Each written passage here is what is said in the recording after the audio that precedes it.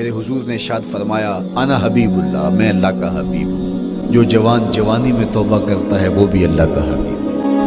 کتنا بڑا اعزاز ہے اور کتنا بڑا کمال ہے جو شخص کو ملتا ہے جو جوانی میں اپنی عصمت کے تقدس کی حفاظت کرتا ہے، اپنی آبرو پہ پہرا دیتا ہے، اپنی نظروں کی حفاظت کرتا ہے، اپنی سوچوں کو آوارہ نہیں ہونے دیتا، اپنے خیالوں کو بھٹکنے نہیں دیتا، اپنی خواہشات کو بے قابو نہیں ہونے دیتا۔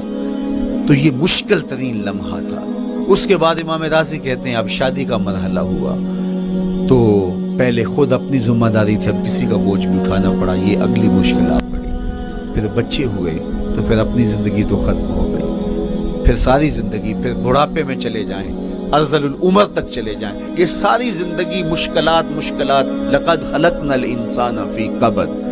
تو ہمیں عملی طور پہ مشکلات کے مقابلے کے لیے تیار ہونا چاہیے۔ دیکھیے ہم جب شکار کرنے جاتے ہیں اور وہ خطرناک جنگل ہو جس میں شیر، بھیڑی اور دیگر جانور بھی ہوں، تو پھر ہم حفظ ما تقدم کے طور پہ سب کچھ ساتھ لے کے جاتے ہیں اور اس انداز سے جاتے ہیں کہ ہمارے اوپر اگر کوئی حملہ ہو تو بچاؤ کی یہ تدبیر ہو۔ تو ہم عملی طور پہ اس کے لیے خود تیار ہوتے ہیں، تو پھر کوئی ہونے والا حملہ غیر متوقع نہیں ہوتا اور ہم اس کے لیے اپنے آپ کو مستعد اور فعال پاتے ہیں۔ اسی طرح میں اور آپ اگر زندگی کے اس فلسفے سے آگاہ نہیں ہوں گے کہ زندگی مشکلات کا مجموعہ ہے، حالات کی تلخیاں ساری زندگی ہمارے ساتھ رہیں گی، تو کوئی بھی تکلیف، کوئی بھی اذیت، کوئی بھی ایسا واقعہ جو ہم نہیں چاہ رہے ہوں گے وہ روح پذیر ہوگا تو ہم گھبرا جائیں گے اور پھر اس وقت ہم دکھی ہو جائیں گے۔ اس لیے ہمیں یہ قرآن نے سکھایا ہے کہ تم عملی طور پہ زندگی کی سختیوں کا مقابلہ کرنے کے لیے آمادہ اور تیار ہو جاؤ۔ قرآن مجید میں جو صبر کا لفظ ہے اس کا مفہوم یہ ہے کہ حالات کی جو تلخیاں تمہارے اوپر آتی ہیں، وہ غربت بھی ہو سکتی ہے، وہ بیماری بھی ہو سکتی ہے، وہ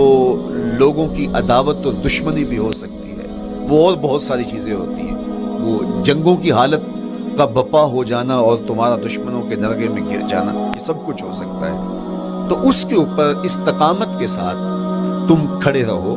اور تم ان کو برداشت کرنے کی اپنے اندر ہمت اور حوصلہ رکھو، تو پھر وہ تمہارا صبر ہوگا، اور یہ قوت اگر تمہارے اندر پیدا ہو جاتی ہے تو پھر تمہاری زندگی آسان اور سوکھی ہو جاتی ہے۔ لیکن اگر یہ دولت تمہیں نصیب نہیں ہوتی تو پھر ساری زندگی دکھوں اور شکووں سے بھری رہتی ہے۔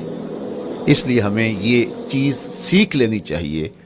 کہ زندگی نام ہی مشکلات سے نبرد آزما رہنے کا ہے۔ عملی طور پہ ہم دیکھو، ہمیں پتہ ہے سردی آ رہی ہے تو اس کا ہم پہلے انتظام کرتے ہیں، تو سردی ہمیں دکھی نہیں پھر کرتی، ہم سردی سے بھی لطف لیتے ہیں، موسم برسات سے بھی مزہ لیتے ہیں، اور گرمی سے بھی ہم ایک حاص حاصل کر لیتے ہیں اگر ہم اس کو جو ہے اس کے لیے عملی طور پہ اپنے آپ کو تیار کر لیں۔ لیکن اگر ہم اس کے لیے تیاری نہیں کریں گے تو سوائے گھبراہٹ کے اور کچھ نہیں ہوگا۔ تو مجھے اور آپ کو عملاً اپنے آپ کو اس بات کے لیے آمادہ کرنا پڑے گا کہ زندگی ان حالات کی تلخیوں سے ٹکرانے کا نام ہے، اور ساری زندگی ہمیں ان مراحل سے گزرتے رہنا پڑے گا۔ اور قرآن نے جو ہے وہ 3 قسمیں کر کے، اور 3 قسمیں بھی شہر مکہ کی اور محبوب کریم کے پاکیزہ وجود اور جناب ابراہیم علیہ السلام کی، تاکہ تمہیں پتہ چلے جب ان کو بھی ان مراحل سے گزرنا پڑا میں اور آپ کیا بیچتے ہیں۔ اس لیے ہمیں اپنی زندگی کو ان راہوں پہ ڈالتے ہوئے صبر اور استقامت، اب صبر اور استقامت کی دولت ہمیں کیسے نصیب ہوگی، یہ دولت کس طرح، یہ قوت راسخہ ہمارے اندر کیسے پیدا ہوگی، اور کس طرح ہمارے من کے اندر یہ چیزیں سمائے گی۔ اللہ تعالیٰ کی خشیت، اس پر توکل، اس پر بھروسہ، اور اللہ تعالیٰ جل شانہ کی طرف سے ہر کام کے ہونے کا یقین ہمارے اندر یہ استقامت اور یہ حوصلہ پیدا کرتی ہے یہ چیز۔ اس لیے مجھے اور آپ کو اپنی پوری زندگی میں اس عمل سے گزر کر کے اپنے آپ کو مضبوط ترین صورتحال میں لا کے کھڑا کرنا پڑے گا، اور یہی زندگی کا جمال ہے۔ تو اب پھر دیکھیے قرآن کیا کہہ رہا ہے،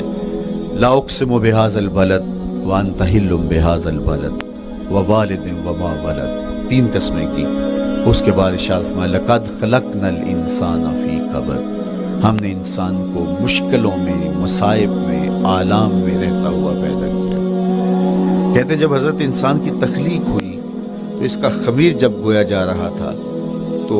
इसके ऊपर 39 दिन तक आजमाइशों की, दुखों की, तकलीफ़ों की बारिश हुई और एक दिन खुशियों और मुसर्रतों का मी बरसा।